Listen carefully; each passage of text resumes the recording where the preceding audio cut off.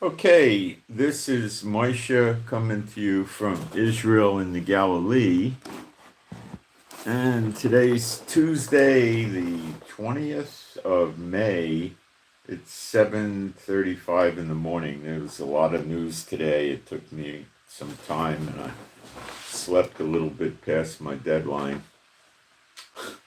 So we're going to talk about Iran ending negotiations, the Houthis threatening to put a siege or blockade on our ports like Haifa, as well as the Ben Gurion airport. And Canada, France, the UK have turned against Israel over the Gaza war not ending and threatened us with concrete actions. And Trump has threatened Israel over the Gaza war with ending all support, military and economic. So the nations are turning against us, and this is a very good thing for us. Very good. But a lot of you may not realize that, but it is. So we're going to go into plus Ukraine and Russia are falling apart with any kind of ceasefires or talks. India or Pakistan, I'm not picking up any action right now, but I haven't picked up any ceasefires, treaties, or any peace either. China and Taiwan and all that is static. It's the same as it was. And we'll get into all this, okay? And there's a lot to unpack here, and we'll try to combine it with Bible prophecy. I don't know if we're going to have time to get into the Ezekiel 38 and 39 today, but it'll happen if I don't get into it today. But let's see how we do. And I'm going to jump into the live stream and make sure we got a live stream. And put my posts up real quick while we're giving people a chance to come in. I would tell you that what's going on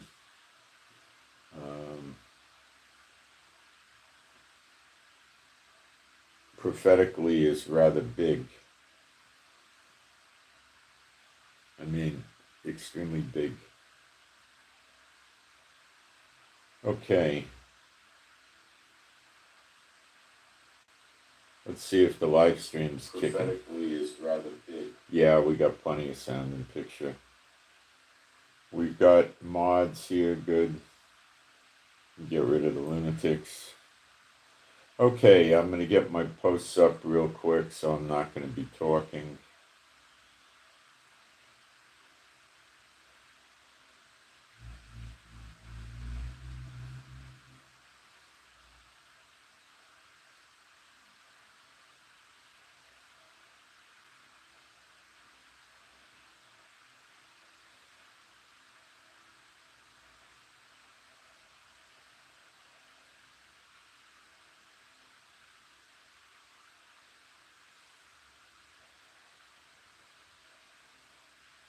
Okay, I got one post up. And then I'm going to go to work on putting my email address up, which is going to be rather quick. You can use my email address to send in prayer requests, toast requests.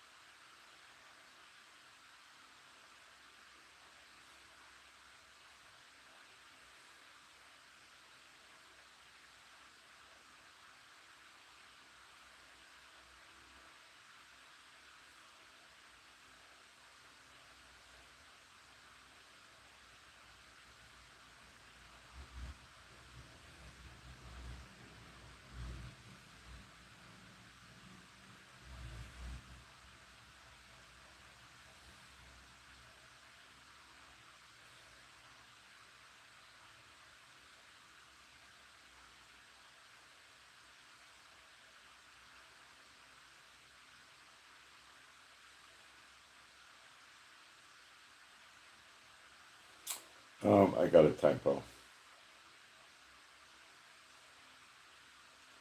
Try again. Hold on.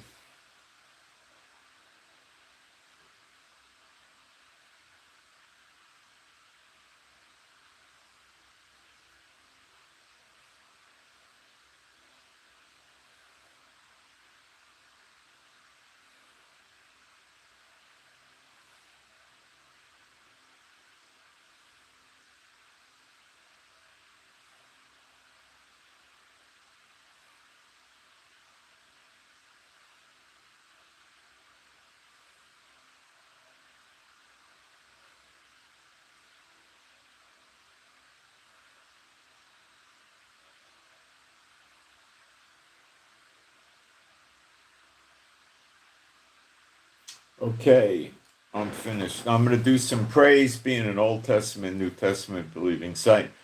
There is no God like Jehovah. There is no God like Jehovah. There is no God like Jehovah. There is no God like Jehovah. There is no God like Jehovah. There is no God like Jehovah. There is no God like Jehovah. There is no Messiah like Yeshua. There is no Messiah like Yeshua. There is no Messiah like Yeshua. There is no Messiah like Yeshua.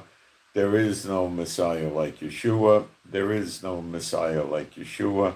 There is no Messiah like Yeshua. Okay, so let's start unpacking. We'll start with Iran.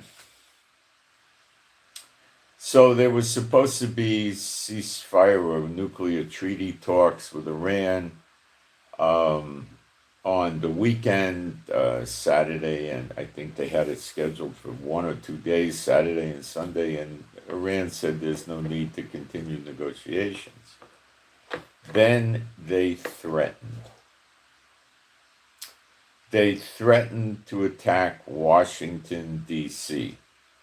This is a perfect match to Revelation 18. It is. And they may not be by themselves in this. Now, it doesn't mean that they're 100% going to do it, but they threatened it. I haven't heard that before. They also threatened to attack American bases and interests anywhere they want to, okay? And they also said that if the oil is cut off, their selling of oil is cut off, which Israel already did by bombing their port, where 80% of their oil ships out, blowing it up. They said that they would close the Straits of Hormuz.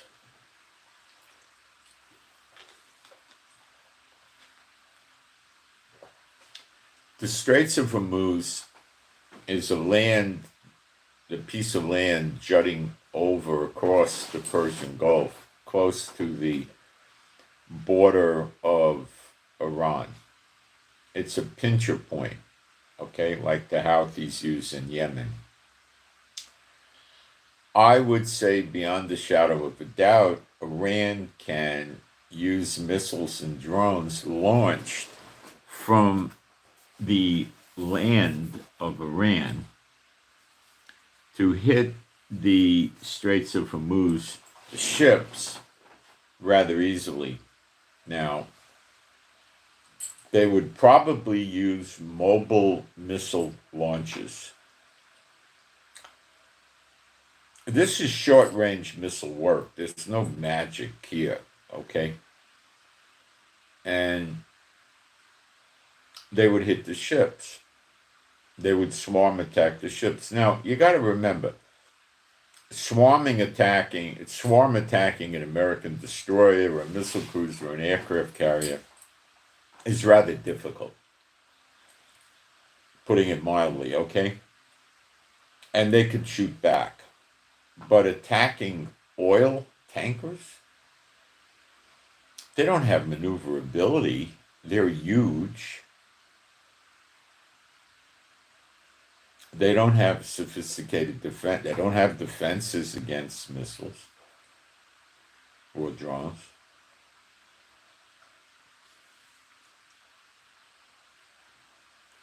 It's easy. Okay?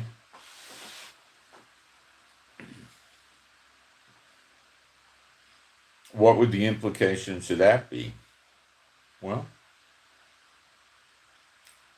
it would affect the flow of oil from Kuwait, Bahrain, Qatar, Jordan, UAE. Saudi Arabia, not so much. They could bypass the Straits of Hormuz, I believe. But I imagine a lot of their oil does.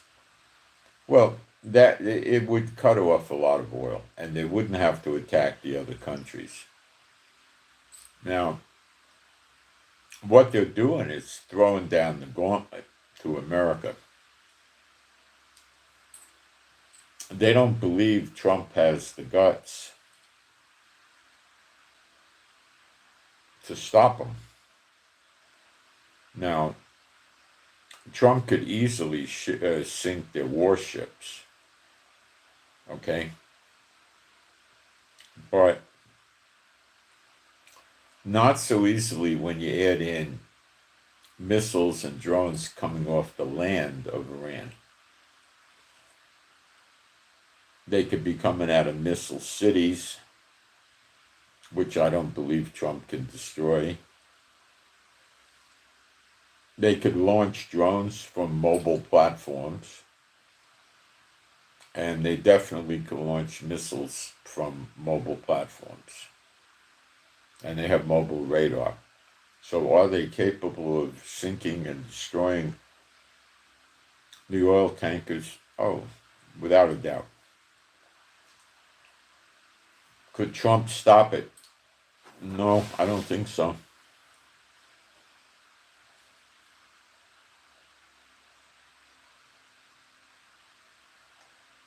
Or the ground invasion, yeah. Maybe after, 6 or 8 weeks of heavy bombings, yeah. But even then, I don't know. Now add in the 1,500 plus go fast boats that they have, 1,500. They're like basically 60 to 80 or so feet boats that can launch missiles, anti-ship missiles. They could, some have torpedo capability, all kinds of weapons, heavy guns. I think some of them have 20 and 30 millimeter guns mounted on there. That would shred an oil tanker. An oil tanker is defenseless. Okay?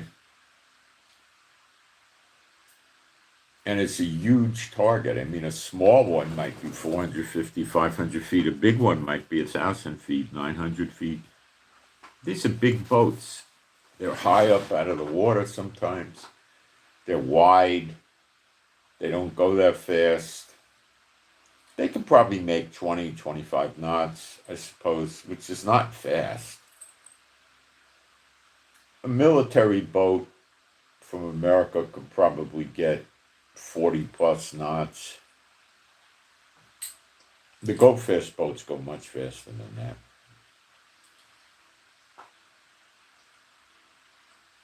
If the go fast boats, if they send 5 or 6 to surround an oil tanker and try to get it to surrender and pull into an Iranian port where they would confiscate the ship, probably hold the crew hostage, maybe not, and keep the oil in the ship. The Americans might attack the go fast boats, but as soon as they attack the go fast boats, they're going to sink the ship. Teach America a lesson, So,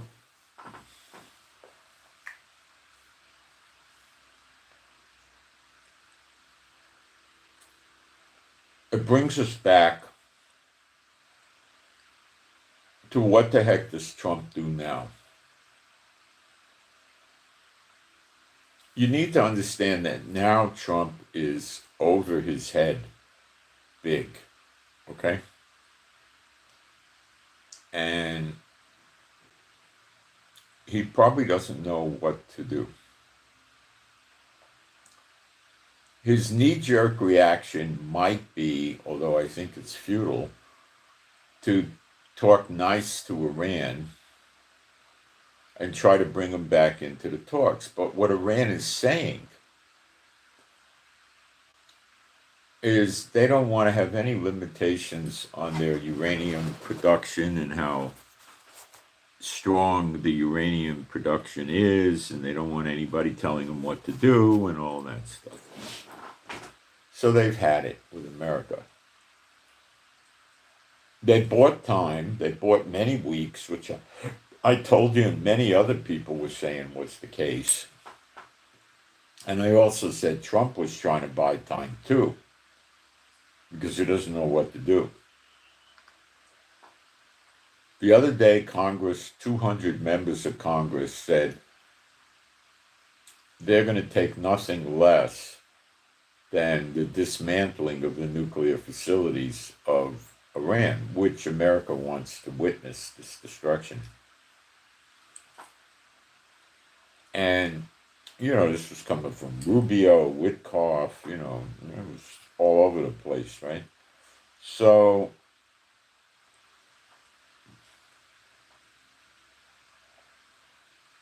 how does Trump reopen negotiations with them? The only way he could do it is to go back in and say, well, we'll let you have, civilian enrichment, which means you could keep your nuclear facilities and the IAEA will monitor them, which we know is a joke, and Trump buys more time.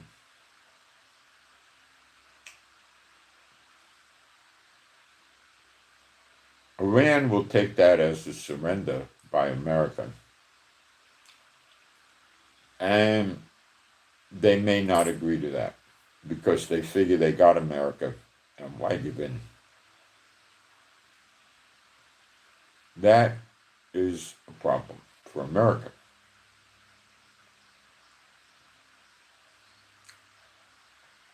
If Trump does do a deal like this, Congress is not going to accept it. They got to ratify these treaties. They won't ratify. Well, 200 of them,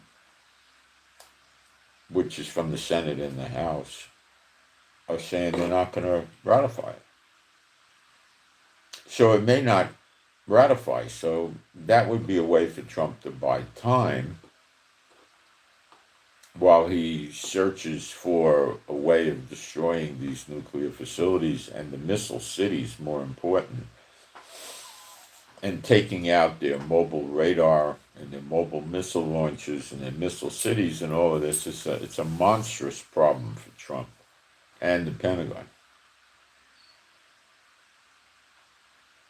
And during these negotiations, Iran was refortifying these facilities. They're definitely the nuclear facilities anyway.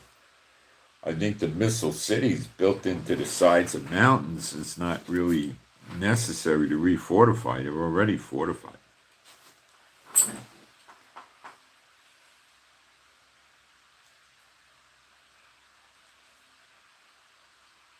Now, they would probably start with a blockade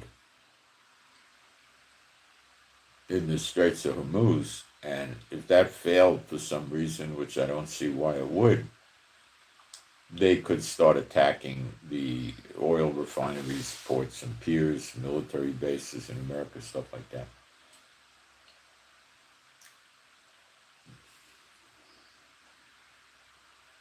What you're dealing with here is that Iran doesn't care if 4 or 5 or 8 or 9 million people in Iran get killed.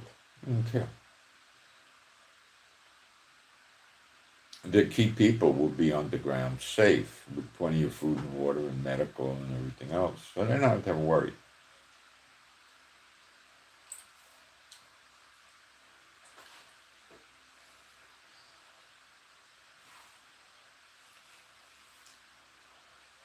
The only way to get Iran is to take out the infrastructure and just obliterate the country, which is going to start with as much radar and mobile missile products and all the offensive weapons and defensive air defense systems that they can. Then try to negotiate with Iran again. But that would also require taking out their Navy.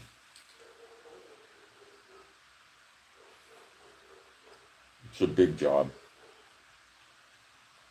And America would start taking losses of some sort from their bases or from their own Navy or whatever. America couldn't stop the Houthis. Wake up. They're not going to stop Iran.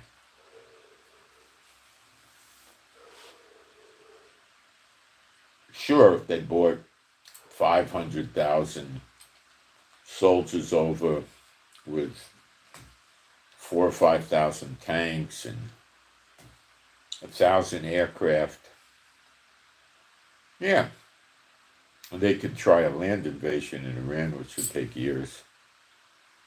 Their losses would be massive. They're not going to do that. Forget that one.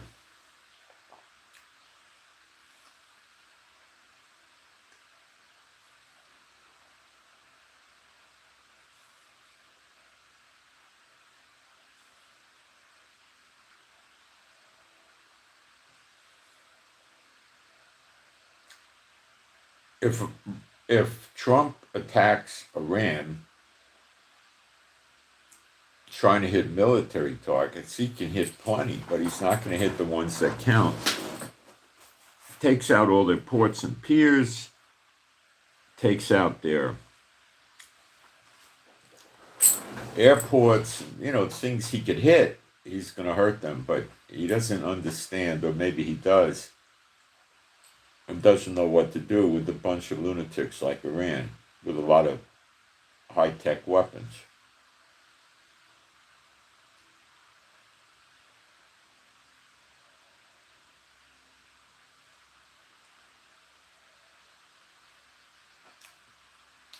What's next? Well, he tries to make a stupid little deal with Iran to buy time and hopes Congress ratifies it, which they may not. Another option that's viable is he just remains silent and tries to figure out a solution. The third scenario, which is probably the least likely, is he says, well, Iran, be ready because we're coming, we're going to attack you. Why warn them? I don't think he'll do that. If he does do that, it's just a negotiation tactic. It's not real. When Bush, the old man Bush, attacked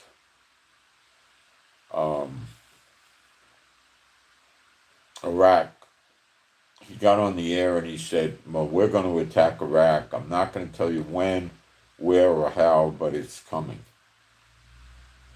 And then it took about 3 weeks and he did it. Okay? Back then, they couldn't surveillance the naval activity and the aircraft activity that America was taking very easily, so they didn't have the drones and all that stuff. All right.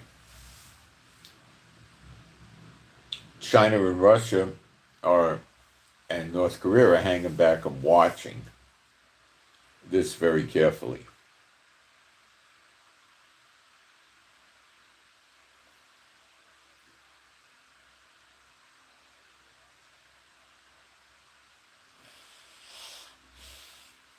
So you better believe the world is in critical position right now. Okay? We know the prophecy, Jeremiah 49, Elam is Iran. It gets destroyed so bad, all the people have to leave. They go into all the nations of the world, every one, and the sword follows them and they get cut off. So the other thing you need to know is there's a general strike going on in Iran now because the people don't want this lunatic. Some of the people don't want this lunatic Khomeini causing America and Israel and possibly other countries to bomb the daylights out of them. They know that Khomeini doesn't care. They know that Khomeini will be hundreds of feet down in a bunker along with the other mucky mucks. The head of the IRGC is threatening America and Israel, and the president of Iran is threatening. They're all, and the Khomeini's saying there's no reason to go to negotiations anymore. Trump's first mistake was agreeing to indirect negotiations. That was how Iran was testing him to see how fearful Trump was, and Trump failed.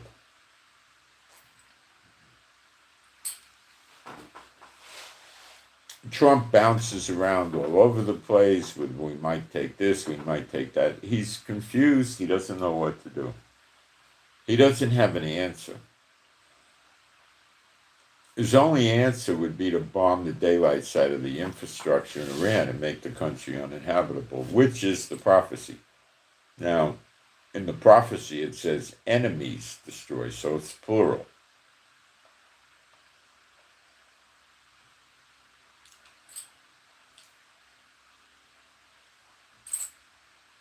Trump would be afraid of impeachment. He's not going to go just start bombing the infrastructure.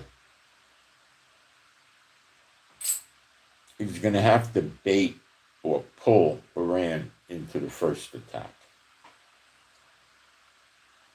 Then he's got a clean bill of health. He's defending America and American interests and against violent attacks. And that's how he'll do it, I believe.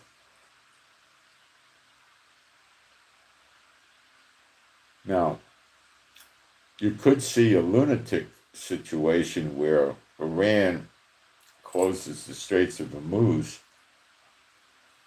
and at the same time, America interdicts American ships carrying Iranian oil for sale. They leave the Straits of Hormuz and they wind up in the Indian Ocean, the Sea of Oman, and then the Indian Ocean, and there the Americans interdict the ships and capture them and release the crews and just capture the oil in the ships. Then Iran's got a problem. So that would be somewhat of an intelligent solution, but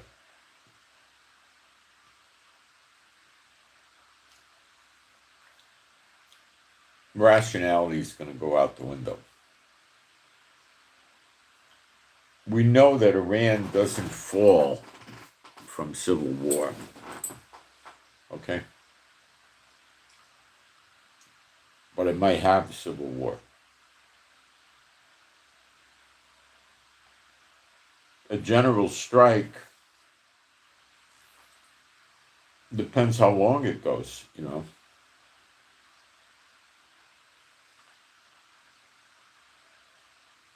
Does Iran need civilian trucking companies to move weapons around? It's a good question. I don't know the answer. I'm not sure anybody does. They might just have a lot of military trucks and don't need it. Or they might need it. I don't know.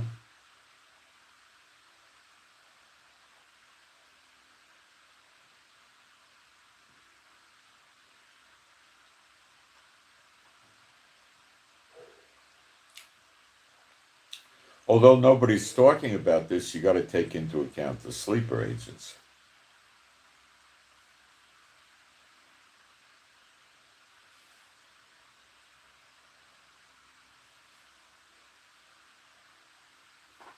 Iran could attack America, Washington, D.C., by using container ships that aren't going to trace to them, that have missile launches in the containers, of which they have quite a few.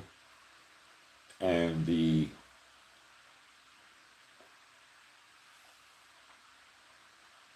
ship gets close enough to America, and then they start launching. Will America blow the ship up? I'm sure, to stop the launches. And by the time that happens, Iranians might have got 50 or 80 missiles off.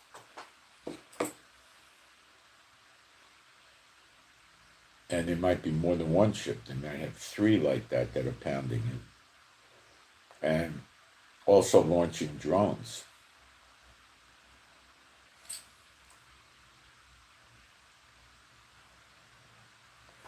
So you better get ready. All right. Now, Trump says, I had a great phone call or a good phone call with Putin about a Ukraine ceasefire. Putin wants to do a lot of trade with America and, get sanctions lifted and blah, blah, blah, blah, blah. Lifting sanctions it's dictating. Trump is dictating to the world with sanctions. So he's playing dictator with the world. And they know that. 2-hour phone call. Because Putin probably did not negotiate in English, and Trump, we know, didn't negotiate in Russian,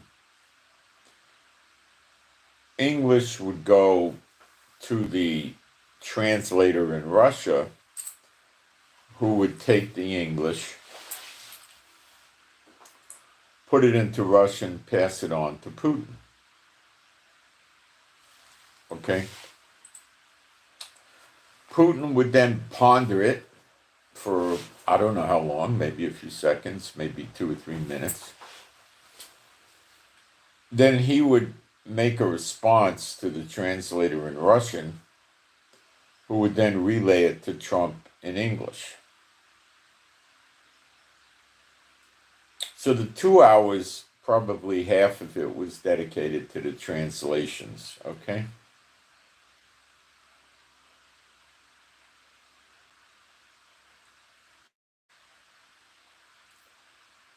So they would hear what the other side wants them to do, and then they would counter-argue and stuff like that. So it's nice that Trump says it went well with Putin, but it's meaningless because Zelensky's not on board.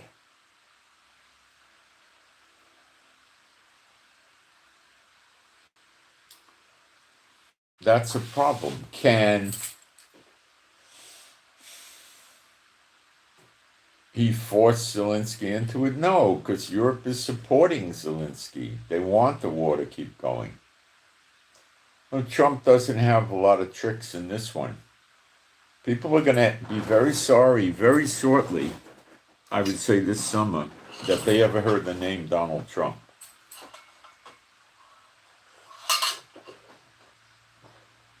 Just another Satan bot, guys. That's all he is.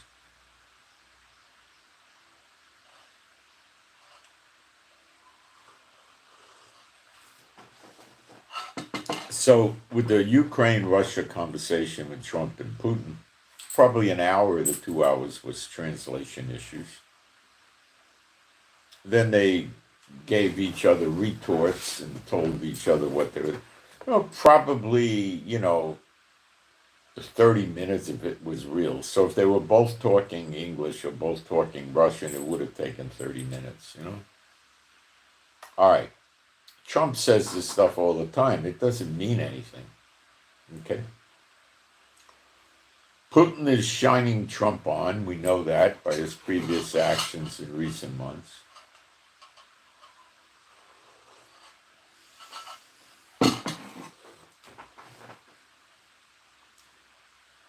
So if Trump walks away from Ukraine, which he's not going to do because he has the minerals and metal deal, But let's say he does, and it's not going to stop Ukraine. He's still going to get a good amount of weapons out of Europe.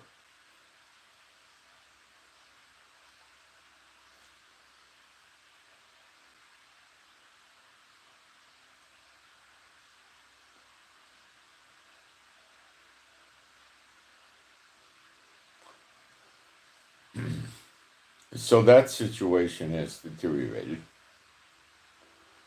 Now we go to the most important one for end times prophecy is Israel and Gaza. Now, before I get into Israel and Gaza, I want to take a quick look at the live stream and see if I have questions from people that need addressing or prayer requests or something like that. There is no more impeachment. Well, I don't know. I haven't followed it. They tried to get it going, but they could always start again, right? That's not a difficult thing to imagine for them to just start a new impeachment proceeding. Okay, not a hard thing to do.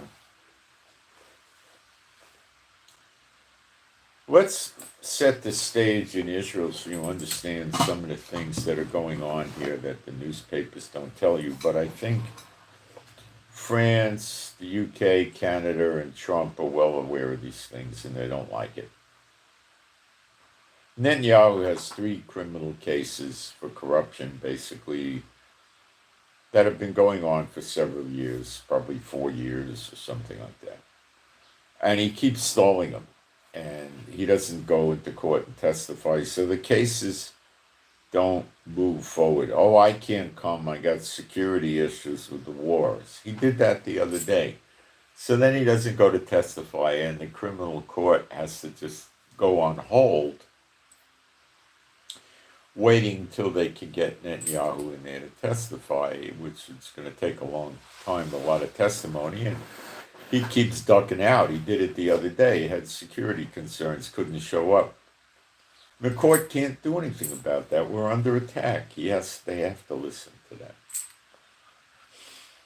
So he probably thinks he's likely going to lose this case. He's tried to change the judicial system. He's tried to fire the attorney general. He's tried to limit the power of the high court, undervaluing the democracy.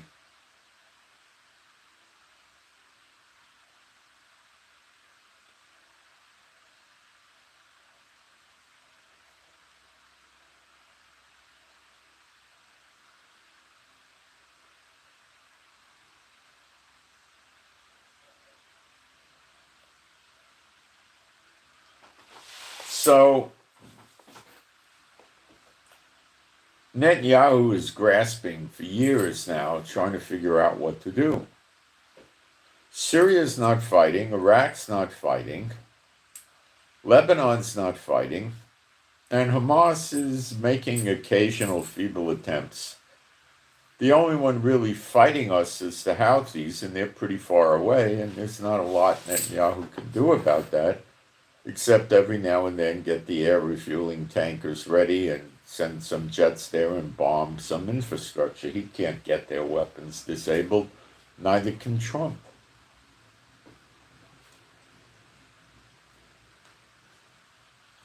So now the Houthis said because Israel's enhancing their operation in Gaza, I think they're calling it Gideon's chariot, they're going to put a blockade on the ports of Israel, specifically mentioning Haifa, where the merchant marine vessels come in and unload and pick up loads and leave.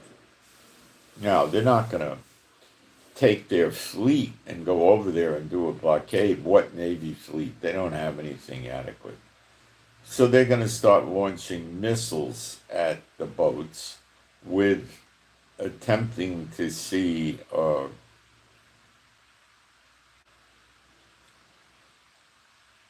you know what the Houthis will do is, okay, let's break it down. They can attack the port and the pier with boats anchored there, offloading or onloading. They could also try to attack ships coming in to Haifa or leaving Haifa, perhaps as much as 200 miles away. How would they do that? Not easily. They'd have to get their boats up there with drones, drone boats and stuff like that. I don't know if they could do that. It's basically going to be shooting missiles at the Haifa port like Ben Gurion Airport, which many airlines have canceled flights to and from Ben Gurion Airport. Okay? And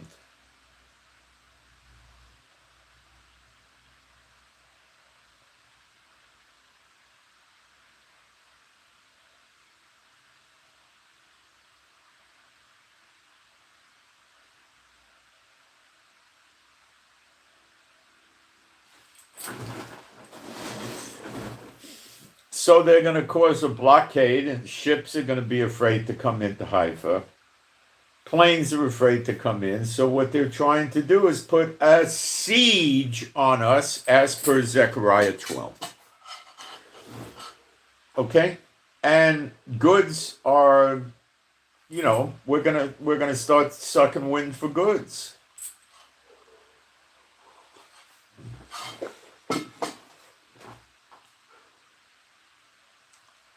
So Trump is looking for a way out now because he made some sort of moronic treaty with the Houthis, which the Houthis interpreted way different than Trump. Their interpretation is your warships stop firing on us, we'll stop firing on your warships. That's all they agreed to. But Trump is imagining they agreed to more, or selling the public on a scenario where they agreed to more. They haven't. They're still going to attack shipping, and that they think is related to Israel. So if the Maersk line that has probably, hundreds of ships, if one of their ships ever came to or from Israel, they attack every Maersk ship they have. So they're going to keep attacking the ships. They said they're going to keep doing it.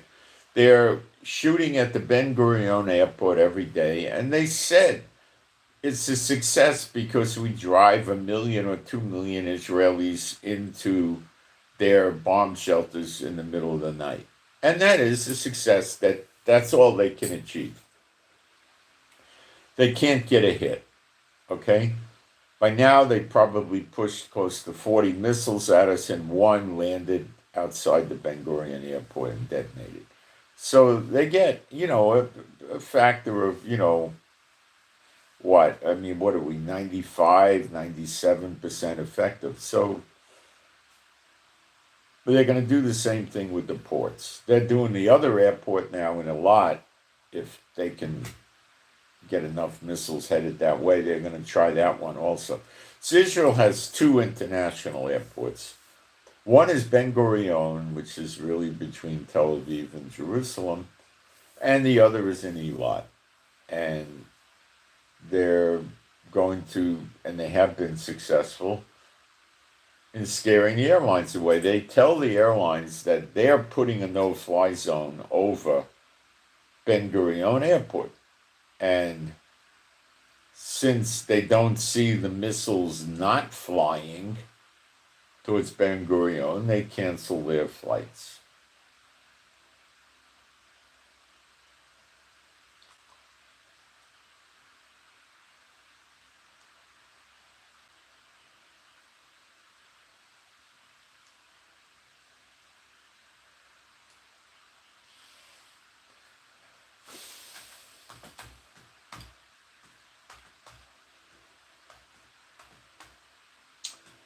So they began this. They haven't launched at Haifa. They're going to try it.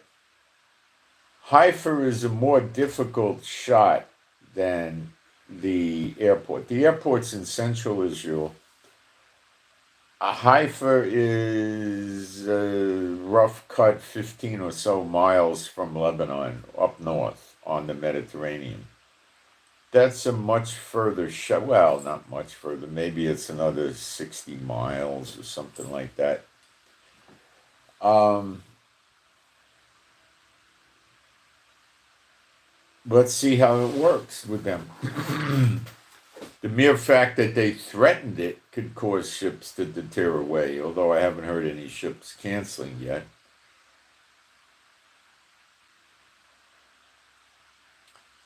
So now we go back to Netanyahu, and we also need to discuss this.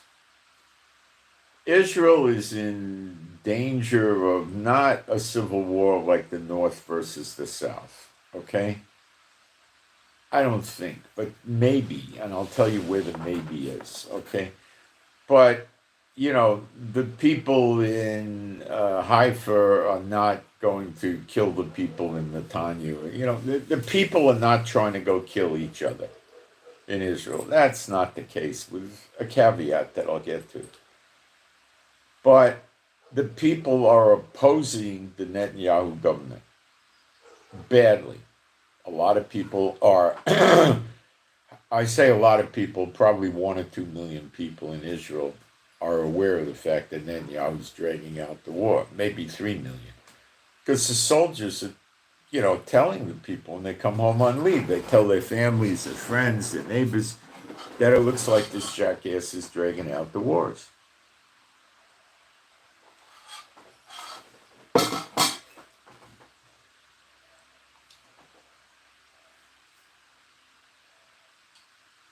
America and other countries leaned heavily on Israel to let humanitarian aid in. Now, these people are holding hostages and refusing to let them go, and we're supposed to look the other way when we've told them, let the hostages go and you'll live, And no, they don't want that. They want Hamas to keep holding the hostages, right? And we should feed our enemies. So Trump has some civilian contractors. I think they're in Gaza now, or they're close to Gaza someplace. And they're being trained in how to do the food distribution so Hamas doesn't rob it. Okay, great. I don't know how that's going to work. My feeling is that if the Israeli troops are pounding Hamas, at the same time this civilian American group does the food distribution, it's probably going to be successful in terms of cutting off Hamas, because Hamas is going to be, to put it mildly, otherwise occupied with us shooting them and bombing them. Okay?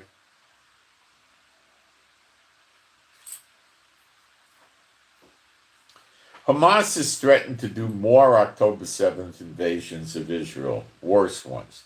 They've threatened to kill us repeatedly, over and over, after October 7th.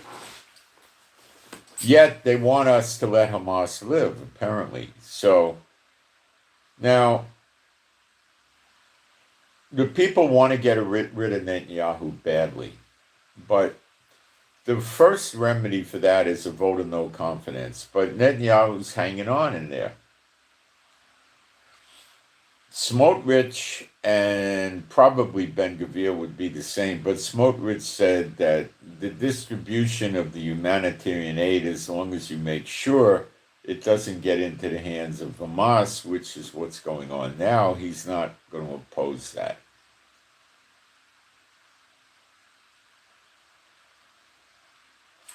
Okay? Nobody's stepping out there with a vote of no confidence. We had one idiot, Naftali Bennett, that was in office as prime minister a few years ago, I think for 6 or 9 months, and he promised us everything and gave us more Netanyahu kind of crap.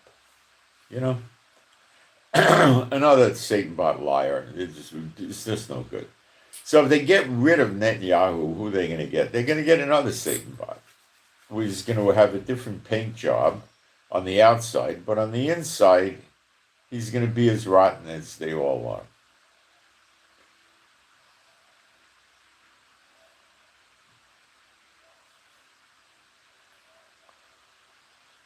Getting rid of him is not a simple, easy thing. I mean, the vote of no confidence isn't working, so the next move would be storm the Bastille. Start breaking into government offices and, looting them and burning them and, stuff like that. That's usually how it goes in other countries. It may get that way. It's not that way now. It could get that way. It could cause a general strike in Israel.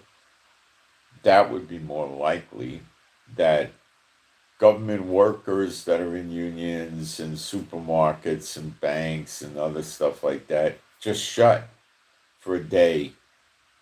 They could do it every 1 day a week or whatever. They're just going to shut, and they're going to insist that it not stop until Netanyahu is removed from office.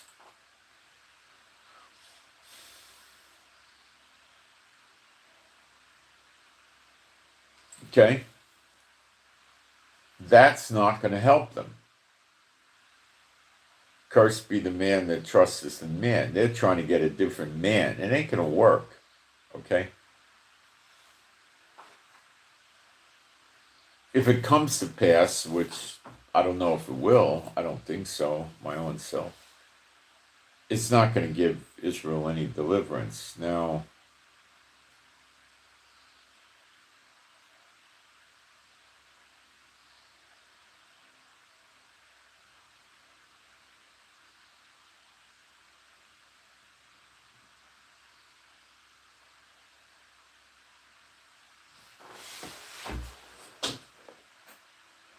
now comes the Haredi, the ultra-Orthodox, the black shirts, the black coats and the black hats and the white shirts, black pants, black shoes.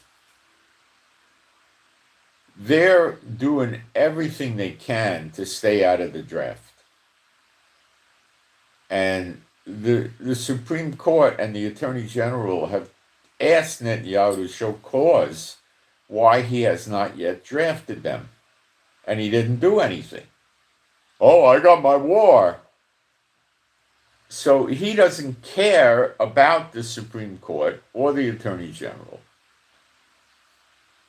which is against the democracy of Israel. Of course, we have three branches: the executive branch, which is Netanyahu, the legislative, which is the Knesset, and the judicial, which is the High Court and the AG, and he's ignoring them.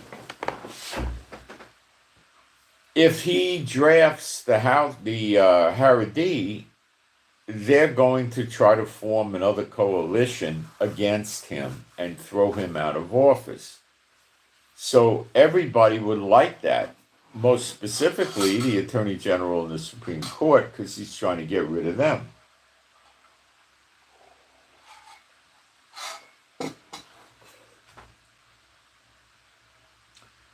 The Haredi have said a number of things about the draft. One of the things they said was, we're going to tell our guys to resist the draft, and then you try putting tens of thousands of Orthodox Jews in prison and see what happens. What will happen? The ultra-Orthodox lawyers will be in court every day, bogging up the courts. They will not listen to the judges' threats or anything. They'll just go to the courts, constantly filing papers. The conditions are inhumane. They must be allowed to pray every day. They must be allowed to wear their normal clothes, which they're not going to do. They're not getting cell phone coverage. They're not getting food they want. They're not getting, they're going to say, well, we don't want to give them just kosher food. We want glot kosher or mehedrin kosher, and make the price go up. And they'll constantly be saying they need medical attention. And if it doesn't come promptly, they're going to start going to court. And they're going to wear the prison system down. because there's going to be tens of thousands of them in it. I don't know where they're going to put them. Where? I don't know where. So the ultra-Orthodox are saying if we just resist, they have no place to lock them up. And they don't.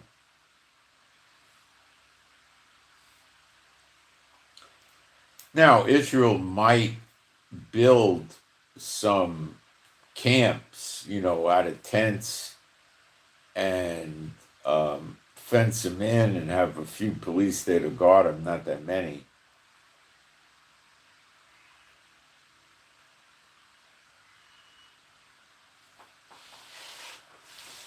Thus, they would be bypassing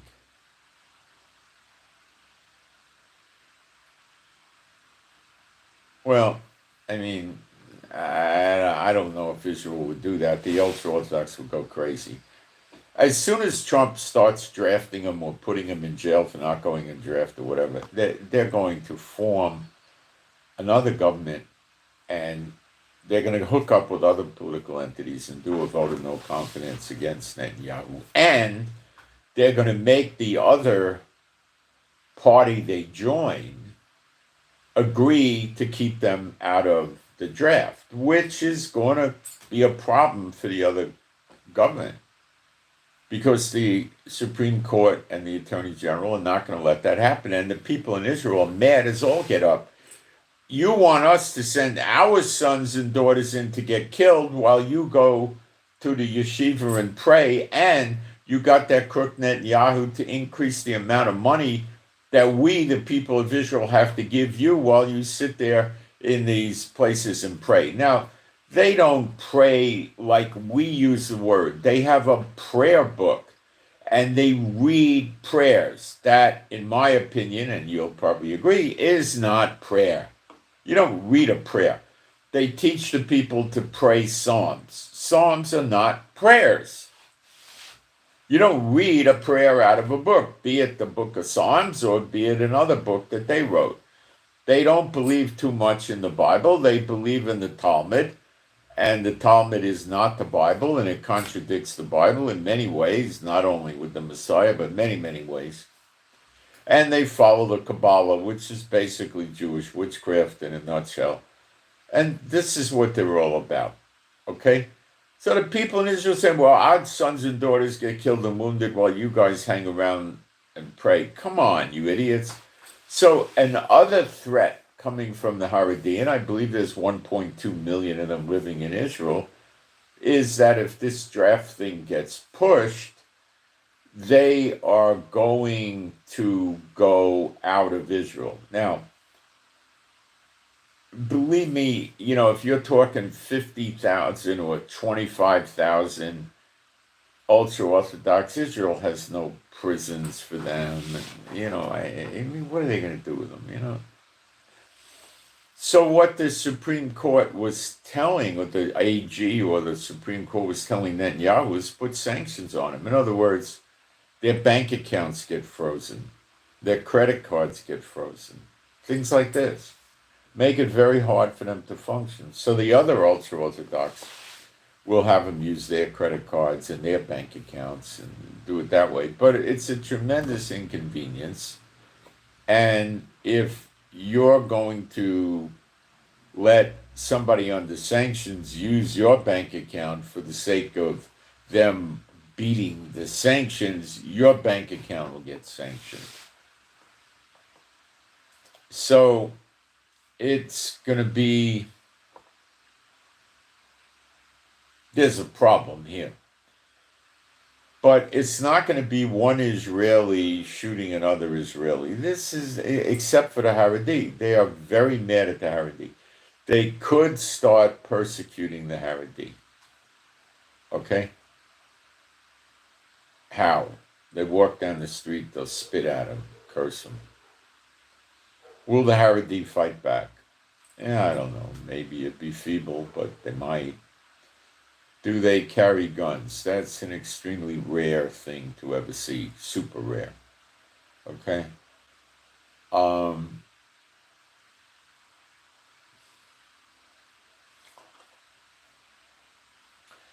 The initial knee-jerk reaction of the police would be to suppress people harassing the Haredi. They're citizens just like you, and they have a right to. Now, the other thing you need to know is a lot of these Haredi are not citizens. They don't believe Israel is Israel because it doesn't follow Torah. Well, they don't follow Torah either. But they have said in the past that if, what country was it? Oh, if they severed the West Bank and the West Bank got Jordan passports, they would go to the people in the West Bank and ask them to become citizens and get a Jordan passport and live in the West Bank. Now, would the Muslims do this? Yes. Why? Because the propaganda value for this would be worth trillions of dollars in gold to them. Because they would say that the government of Israel has no right to be calling the land Israel, and it's a fake Israel, and all of this stuff. Which is true. God refers to us as Judah and Jerusalem, not Israel, because we don't have all the land and the 10 tribes aren't back. After redemption and the great Exodus and we get the land, yes, then we'll be Israel. Israel's 12 tribes, not 2. So,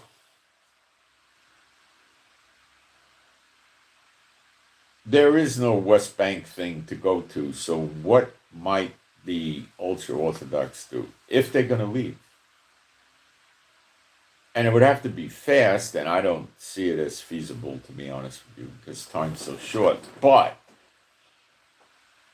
Jordan, I don't think, would want them. Where would they go? Egypt. And is there a scripture that you'll go back to Egypt? Yep. That would be if they went, that's where they would go. They wouldn't need airplanes. They could go by buses and cars and moving trucks. But I don't see the time frame working for this. I don't see it. There still is people, but they don't know it.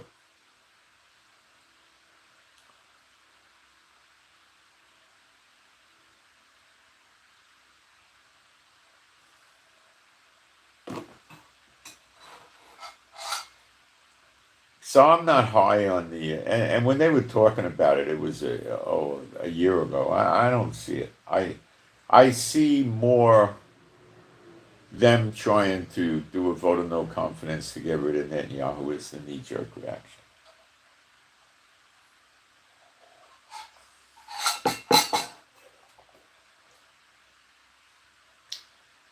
If nobody will join him in a coalition where they would guarantee him draft exemption, then they would probably, the next thing they would do is tell their people, don't report for the draft. The rabbis would come out with what you can call a rabbinic bull stealing from the Catholics, and tell them not to go in the draft. And if they put sanctions on them, so be it. If they arrest them, so be it. Chances are Israel wouldn't arrest them, but they probably would put sanctions on them. And the Haredi would shrug it off and work through the sanctions. And that's what would happen, I think. Now, Smotrich and Ben-Gvir, the right wing, combined, they have about 15 votes, are probably not going to side with the ultra-Orthodox, United Torah Judaism, and the Shas Party, which combined have about 15 votes also. I don't see them working together because Smotrich and Ben-Gvir are going to say, well, it's not fair that your kids don't go to war, just our kids, so go fly a kite. You got to get off your high horse.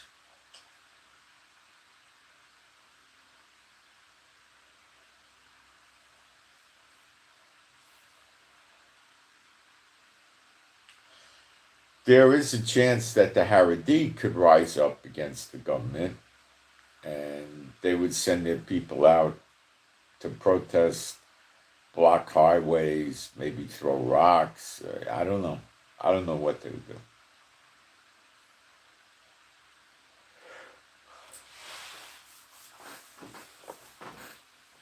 I'm not too high. If anything, we're going to see the people in Israel make the life for the ultra-Orthodox so unbearable, they're not going to be able to go out of their neighborhoods. Because in their neighborhoods, which there's a big one, Meir Shirim in Jerusalem, and I think it's Bnei Brak right at Tel Aviv, or on the edge of Tel Aviv, something like that. And they'll deploy, perhaps 60 or 80 policemen there around the clock, or 100 or something. And they'll be on all the corners and stuff, and they'll stop anything before it starts. In those two big communities. But when they wander or they have to go out of these communities to go to work or for business reasons or something like that,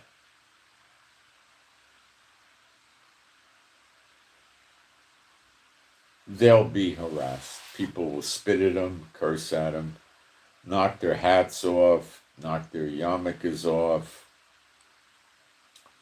They might throw paint on them, or, things like, are they going to shoot them? I doubt it. Are they going to punch them in the face? Unlikely. Will the ultra-Orthodox fight back? I doubt it. They might, but they'll probably lose.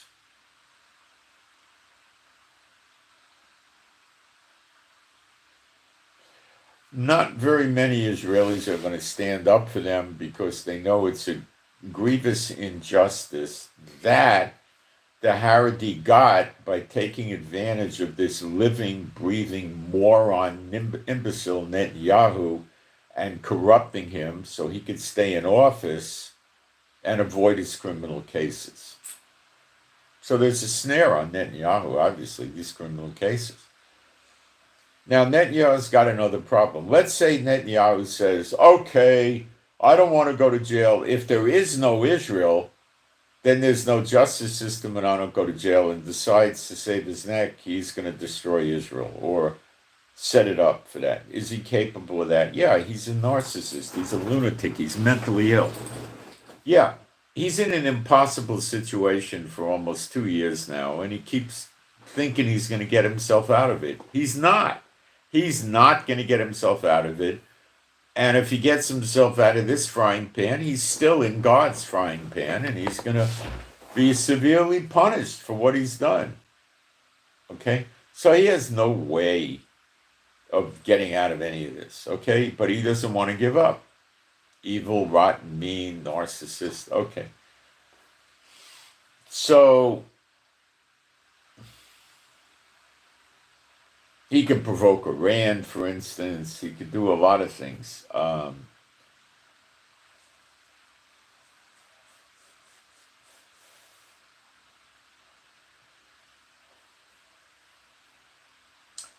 But the problem Netanyahu has, or we could say a snare on him, is he has serious criminal arrest warrants from the International Criminal Court, or the International Court of Justice, whichever one issued the arrest warrants. So if there is no Israel, then he's not a prime minister, and he's going to get arrested. Some country will arrest him. So he can't just run away from Israel. You see the trap he's in? He's got a problem.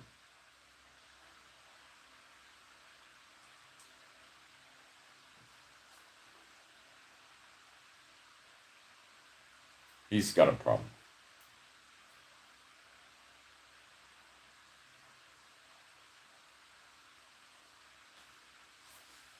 Maybe the Attorney General and the Supreme Court will try to arrest him for something, or try to remove him from office by saying there's a conflict of interest. And I don't know what would happen if they did that. I don't really know. So yes, you could see something resembling the Civil War, but no, it's not going to be like the North versus the South. Okay? With the exception of a Haredi. But they've empowered this idiot Netanyahu, and that's why we got all these problems, because of them empowering him. Why? For selfish reasons. They want more money from the Israeli government to give to the people praying in the synagogues and for daycare and food and all that. And Netanyahu gave it to him to stay in office. He bought them, okay? They're the jackasses, the ultra-Orthodox, that went ahead and corrupted the government against the people, well, for their own selfish benefit, hurting the people of Israel, plus the draft exemption. This is sick, okay? This is what happens when you have despots running a religion and you have despots running a government. They get together and they hurt everybody, okay? That's what you got, all right? So how's this going to end? I don't know, with the internal strife. So the United States, so the UAE, Canada, and France told Netanyahu, if you don't end the Gaza war, we're going to take concrete actions against you. What are concrete actions? Well, they didn't say military action. Concrete action would most likely be sanctions, or possibly they run him through the ICJ or the ICC courts and get more arrest warrants from him, and then try to get the UN to force them to be valid or something. I don't know.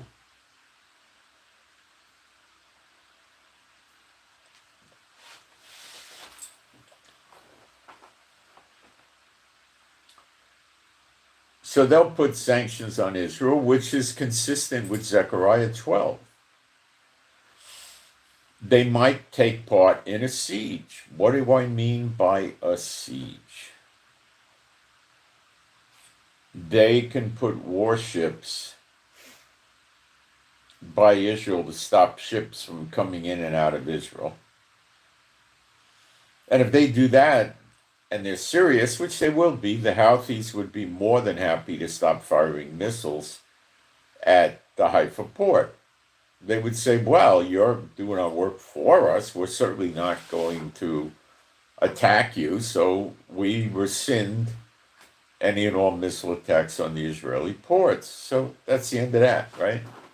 Now they stop all the ships from coming in, and all they have to do is announce that they're stopping it, and they're not going to come in. Now, would Israel attack their ships in the Mediterranean for stopping the flow of ships to Israel? No, because that would probably be construed by NATO as activating Article 5, although it isn't. They probably interpret it that way, which would be consistent with Zechariah 12 also, okay? If it did happen. They could also call for a blockade of, or an embargo of flying in and out of Ben Gurion Airport, just put some ships there in the Mediterranean with anti-ship missiles. And if France and the UK and Canada announced that they're declaring a no-fly zone in, all the airlines are going to stop going. All of them. No doubt about it, okay?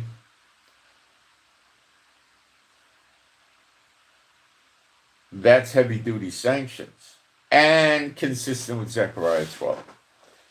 Now, what did America say? Now, I think, France, Canada, UK, America know what Netanyahu is doing.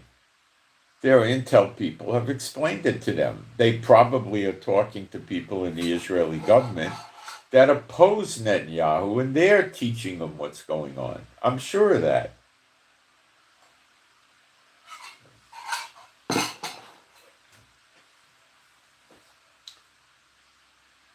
So they're sick and tired of this, okay? And they don't like Israel. They like Satan better. So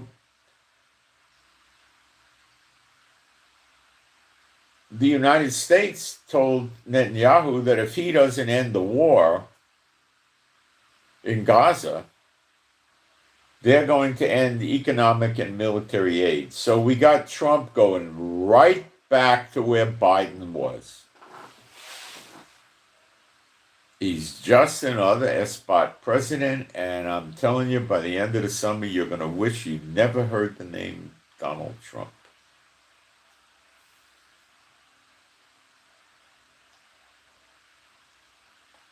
The economy in America is doomed for a fall, guys. If Iran does light up and the oil flow stops, which it probably will, you're going to see economic disasters around the world like you can't believe.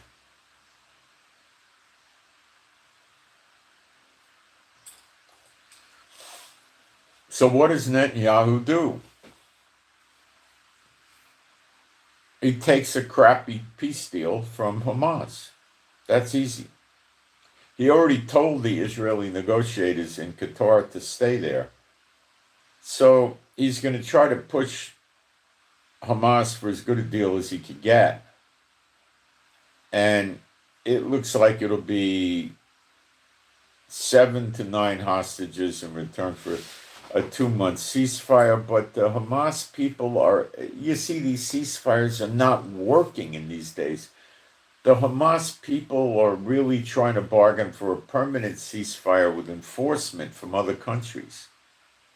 So, what other countries would enforce it? Oh, let's see.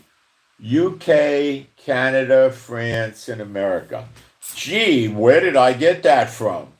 Okay? So Israel pulls all their troops out of Gaza, and these jackass Satan-bot countries go in with their military to force a cease of shooting there while Gaza rebuilds.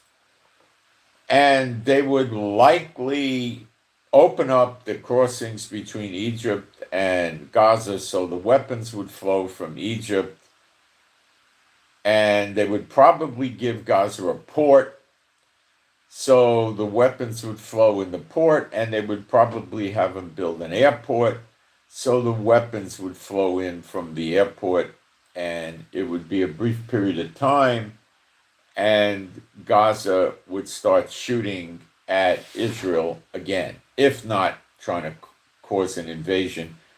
The amount of troops they would put in Gaza would not be high. Okay? Maybe 3,000 to 5,000. Nowhere near enough to stop everything, just enough to establish little bases and outposts around Gaza. And they'd be able to handle civil disturbances and things like that. Would they ever turn on Gaza if Gaza was shooting missiles and rockets? No, they would tell them to stop, and they're not going to shoot at them, you know. This would be rather consistent with Zechariah 12 also. Going to the UN Security Council by the UAE and not the UK, Canada, and France, and America, and not America not vetoing it, nobody vetoing it, they could also, and this would be highly likely, get an enforceable order for this fighting to stop, and then they would volunteer troops, and other countries would volunteer troops to come in to Israel and shut it down. America is going to have troops in Israel. I don't read about the UK, France, and Canada in the prophecies with troops here, but it could happen. But America will have troops here, so America might say, we'll put our troops there.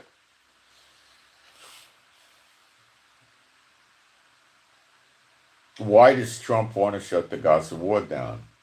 Well, number one, he sees the ridiculousness of Netanyahu and how stupid this is.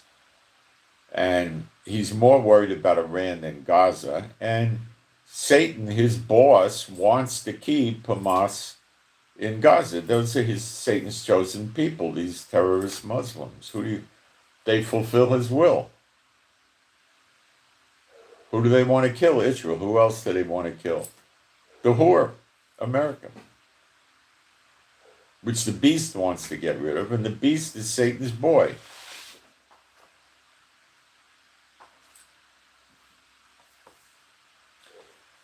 So you should believe that we took a very, very big step forward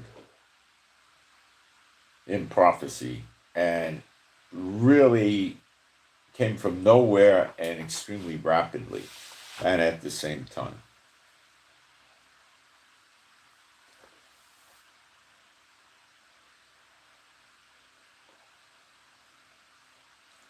Has Trump gotten a peace in Gaza? No. Has he gotten a peace with Iran? No. Has he gotten a peace with Pakistan and India? No. Has he gotten a peace with Ukraine and Russia? No. He's failing. Don't you see it? Did he ever fix Obamacare that he promised his first term? No. Did he fix it on his second term? No. Did he ever audit Fort Knox? No.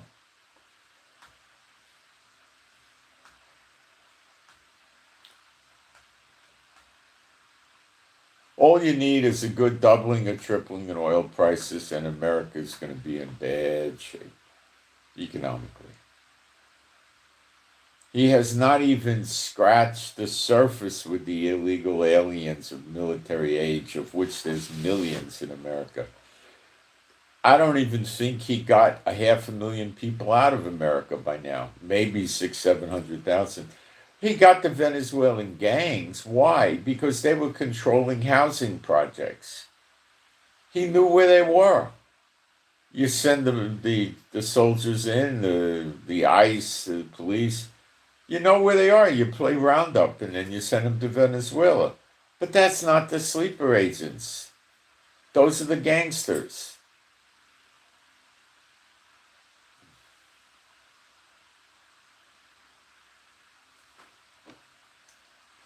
He's also talking about a war with Mexico. His trade deals, where are they going?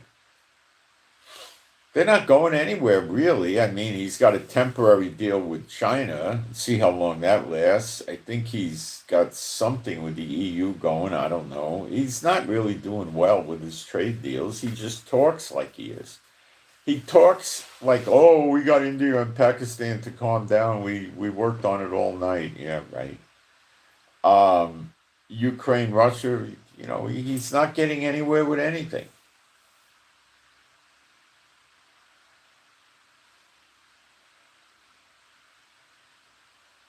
Canada's mad at him. Canadian-American relations are at their all-time worst. You ever hear anything more about Greenland? I don't. It's like he fell on his face there.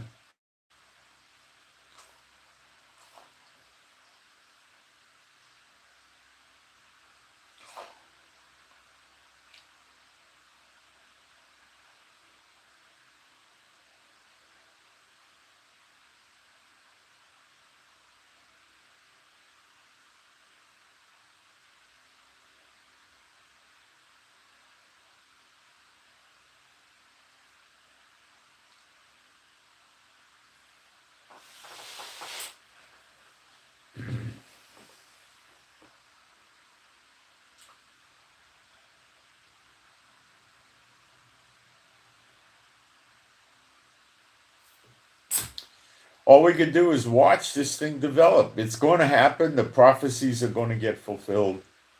The siege on Israel is enhancing and likely to enhance by extremes. This is all good for us. This is what we want. All things work to good for those who love the Lord. We want this. You got to understand that. It's easy to say, oh, I'm just going to stay and, live in Europe, live in America, live in South America, and a lot of people really don't have what it takes to operate in faith. They play games. They're not really, but a lot are, and God's going to take care of the real ones. They'll be fine. You'll be fine. Don't worry. It's just going to look bad. It's not going to be bad for you. It's going to look like it's going to get bad. That's all that's going to happen. No evil shall come near your dwelling. That's the scripture. Remember, he says, for a brief period of time, go lock yourself behind your doors and wait till it's over. That's all it is. It's going to look worse than it is. That's all. All right, let's take a look at the live stream.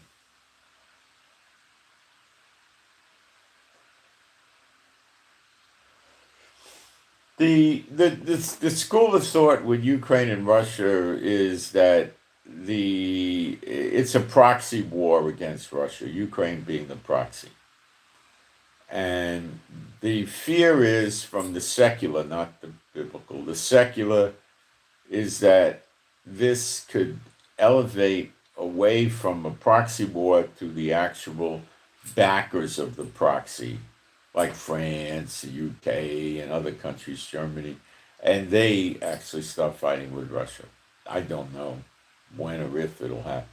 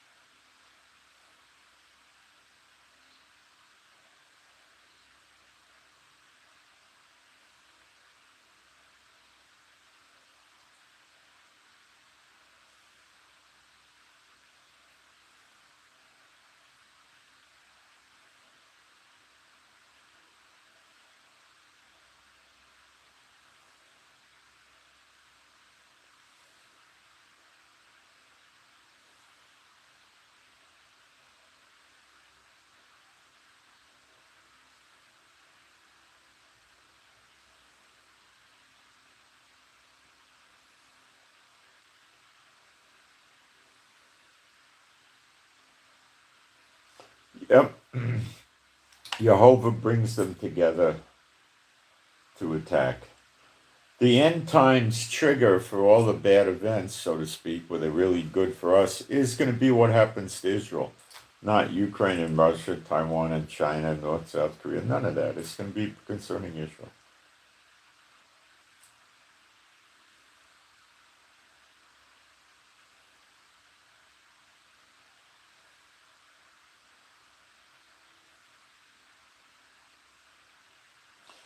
Let's see, we got a kind of a cryptic post here. I don't understand.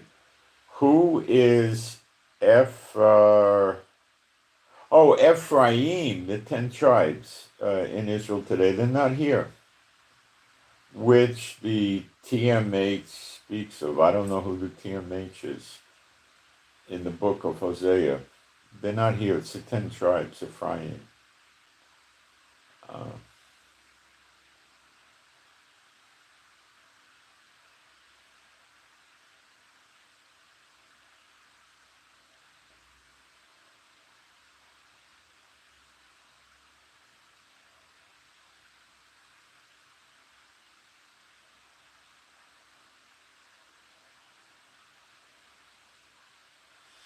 I never read anywhere about the Holy Spirit not being in the earth. That is not anything in the Bible. I don't know where you got that from, but it's not biblical.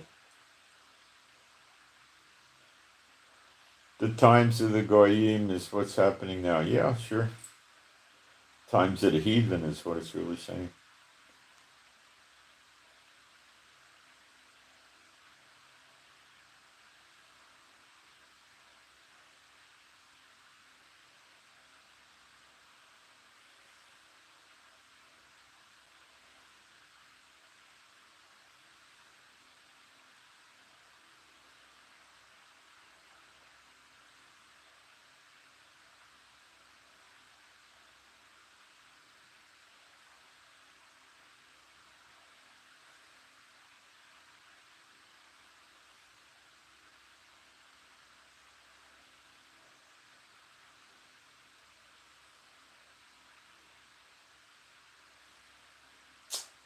Okay, I don't seem to see any questions. Um,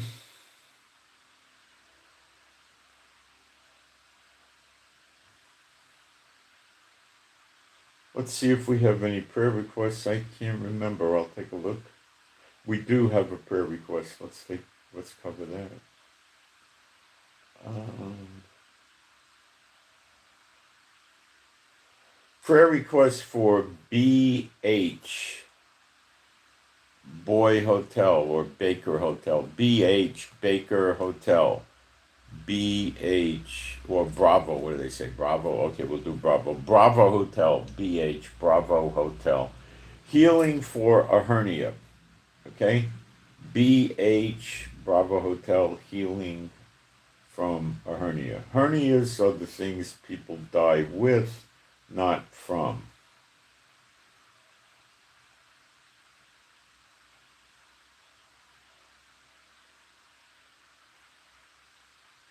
So Trump and the audit, the deal isn't necessarily working out for him, is it? No.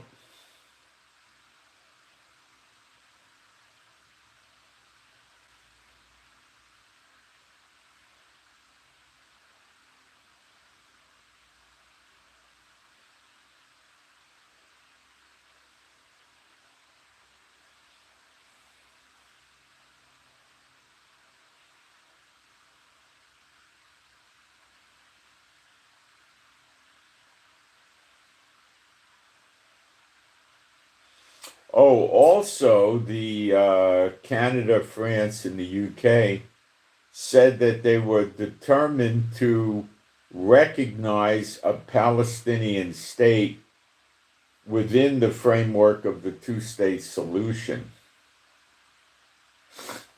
Yes. That means they want to take the land that God, by covenant in Genesis 15, gave to Israel and turn it over to heathens that hate God and worship a false God. That's what they want to do. So, do you think we're reaching the turning point here where God had enough?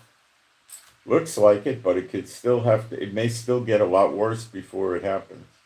Probably will. Foreign ministers of 22 European countries, as well as the foreign ministers of Australia, so Australia's in this too, Canada, Japan, are calling on Israel to allow aid into the Gaza Strip. So they want to make sure that our enemies have good food, good medical, fuel for cooking, fuel for vehicles. That's what the aid involves. They want to make sure our enemies stay strong and healthy. Do you think God is happy? So they're not at the point where they're killing Israelis. They're at the point where they're backing people that are killing Israelis. So they are using Hamas as a proxy to get rid of Israel. Tell me I'm wrong and point it out to me why I'm wrong.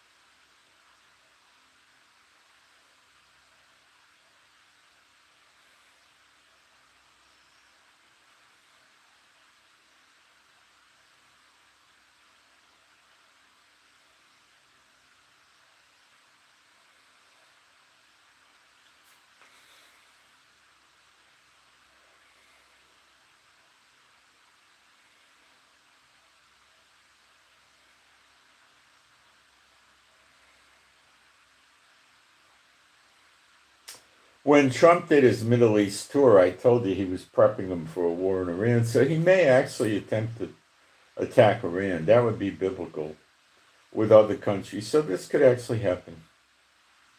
Maybe he got Canada and France and the UK to help him attack Iran if he bears down on Israel. That could have been a deal he made. I don't know. It looks like maybe, but I have no concrete proof.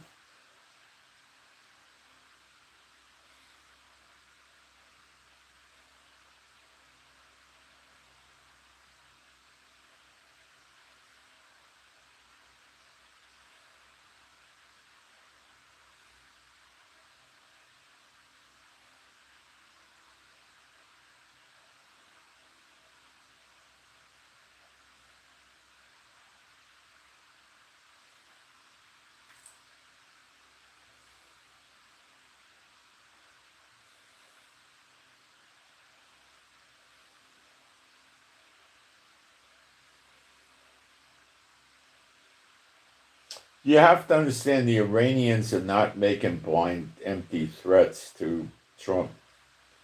When they get pushed, which they already are, they will. Because they don't care if they lose 40 million people in Iran. They don't care. You need to understand it. They don't care. It's Mao Zedong holding a Quran. That's what Khomeini is. He doesn't care.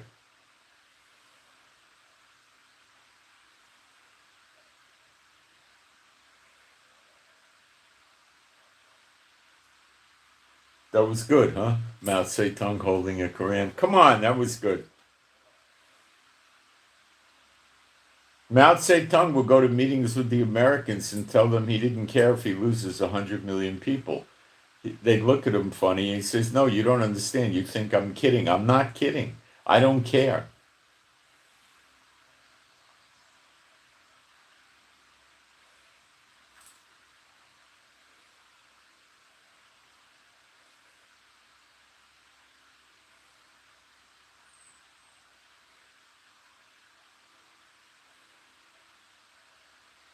See, if Trump, if Netanyahu goes for a 2 month ceasefire for 7 or 9 hostages, here's the obstacles. They want us to release probably, 500 or 600 prisoners from the terrorists in Israeli jails, and Netanyahu doesn't give a hoot. He'll do that.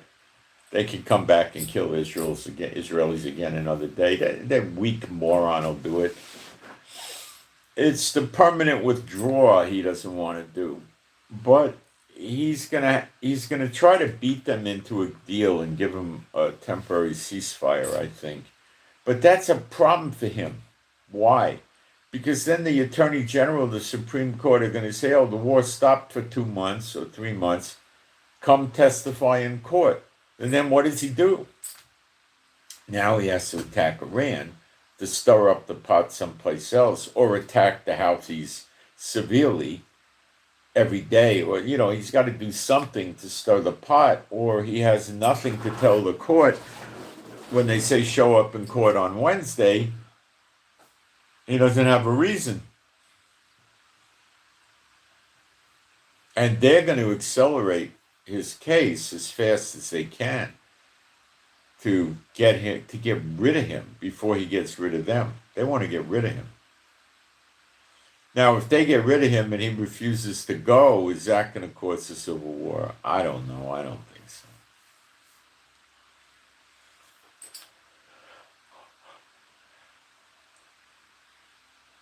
A lot of people in Israel are afraid to do a vote of no confidence during the war because they know it may not be a sign of weakness, but the Arabs will interpret it that way and come after us. And that's something that's unpleasant.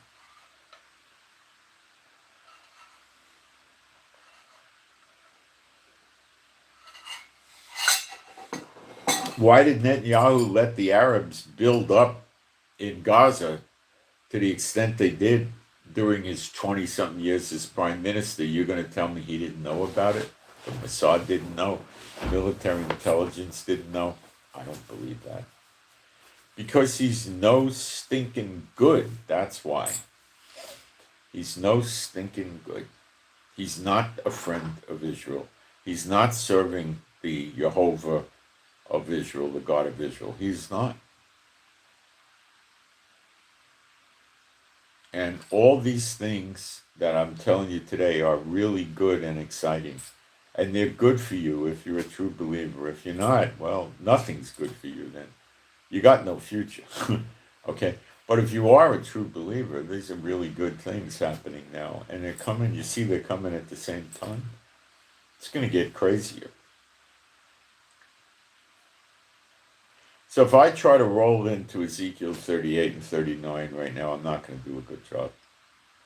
I had too much to deal with today and then on the broadcast, so we'll put that off. We'll get to it, though. And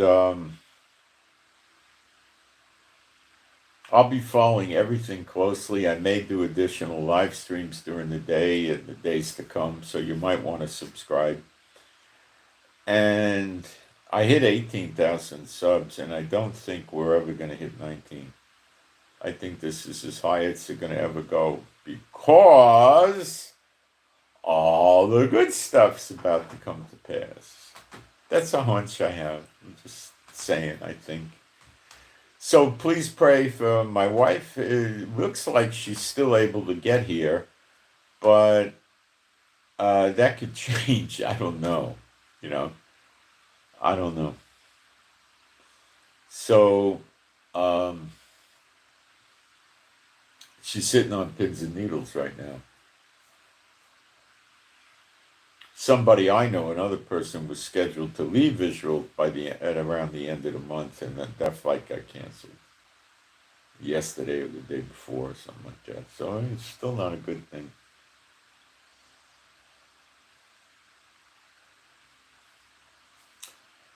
So please pray for me and my wife. Pray for her to be, and me, that we're happy, healthy, and whole, and pray for our finances. Pray for our healing. We both need healing. Pray for our animals and pets that are all rescues to be happy, healthy, and whole. And Beulah is still quite adapted to I got that new collar an old collar we never really used. I got that, and I put the cable on it. She's pretty good. But she gets twisted around things. I got to try to teach her to not get twisted up. But that's a little difficult to convey to a dog, you know. And pray for the peace of Jerusalem. Pray for the two witnesses to begin working openly. And remember, it's Enoch and Elijah, but Apostle John is still going to be here with us. That hasn't changed. He's still here. Probably has something like everlasting life or some form of it, or I don't know what. And remember, it says he set some in the church: apostles, prophets, pastors, teachers, and evangelists. So he would be our apostle. And also the anointed prince in the next temple from the line of David. Now, I have no information on who this is. Okay? You know what I know. I don't know. Is this person in Israel now? My guess, as a guess, yes. But I don't know from nothing else on this, guys. We can pray for more information. I don't think this is the kind of information we're going to get. Does this anointed prince know who he is or not? Probably does know who he is. Probably being trained for decades. But I don't know nothing, okay? It's probably because that's not, well, I'm not going to elaborate. I just don't know, okay? I don't know. We also got to cover Ezekiel 43 with the glory of God of Israel going into the temple. We got to cover that too. And that'll have to be another day also. You could certainly read Ezekiel 43, 44, 45. Actually, if you read Ezekiel chapter 40 to the end of the book, you'll be in good shape. It's a good thing to read about the next temple. I advise you to do that. It's a good read. Okay. Ezekiel chapter 40 to the end of the book.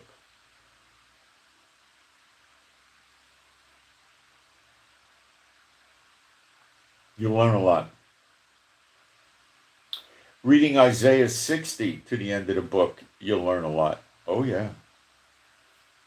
Oh, yeah.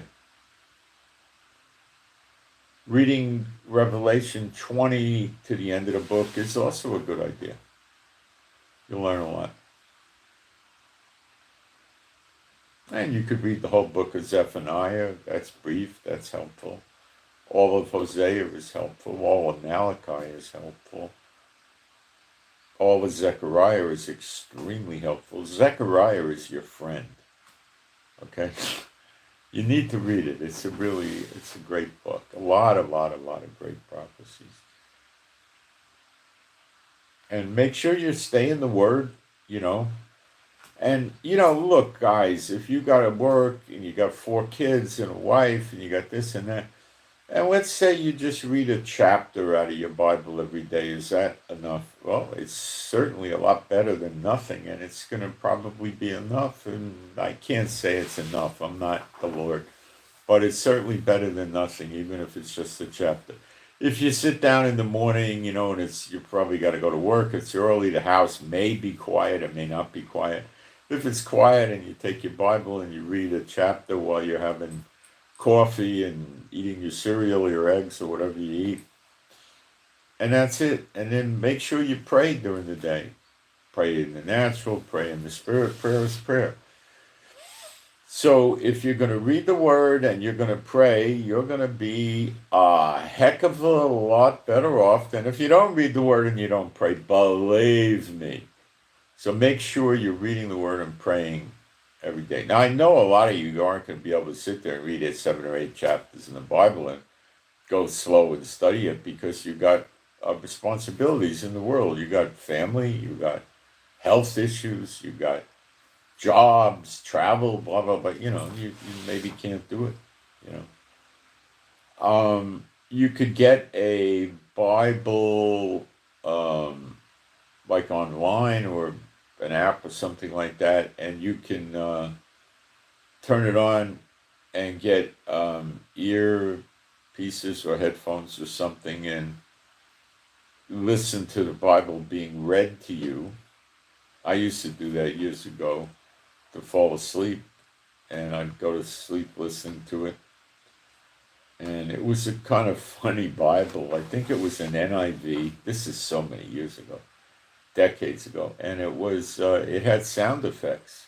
Like you heard people in the crowd and you heard people walking and wagon wheels rolling and things like that. It was very, And I used to put it on when I went to sleep. I think I used one ear plug to listen to it, and I'd fall asleep listening to it.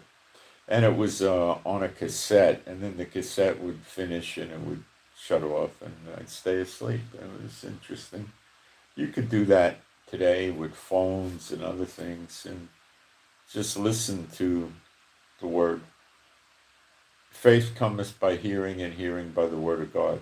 So you can do it that way, or you could read it,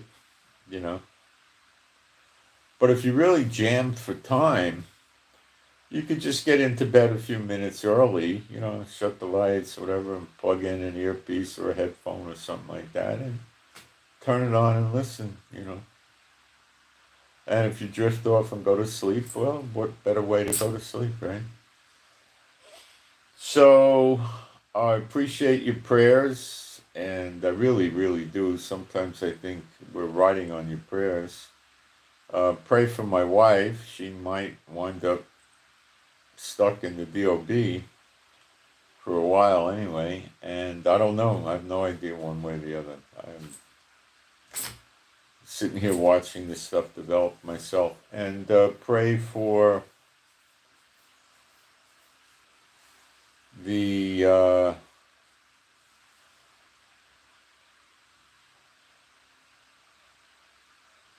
peace of Jerusalem. I said that. Okay, so pray for all the true believers. Pray for the 2 witnesses to start working openly.